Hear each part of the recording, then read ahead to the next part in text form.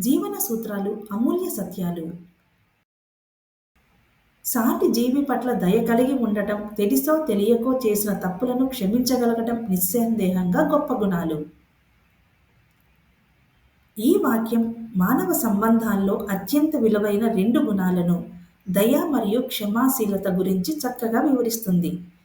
ఈ సుభాషిత వాక్యాన్ని విశదీకరించగా, సాటి జీవి పట్ల దయ కలిగి ఉండటం అంటే మన చుట్టూ ఉన్న ఇతరుల పట్ల ప్రేమతో, సహానుభూతితో, కరుణతో వ్యవహరించటం. ఇది మానవత్వానికి మూలం.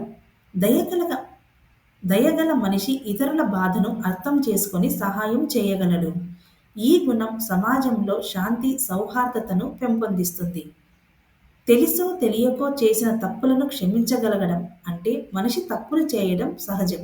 కొన్ని తప్పులు ఉద్దేశపూర్వకంగా, మరికొన్ని తెలియకుండానే జరుగుతాయి. అలాంటి సందర్భాలలో క్షమించగలగడం అంటే మనసు విశాలంగా ఉండటం, అహంకారాన్ని వదలటం. ఇది సంబంధాలను బలపరిచే గొప్ప నైతిక గుణం. నిస్సందేహంగా గొప్ప గుణాలు. ఈ రెండు గుణాలు దయ మరియు క్షమ వ్యక్తిని మహనీయుడుగా, ఆదర్శప్రాయుడుగా తీర్చిదిద్దుతాయి. ఇది వ్యక్తిగత జీవితం, కుటుంబం, సమాజం అన్ని స్థాయిల్లో శ్రేయస్సుకు దోహదపడతాయి.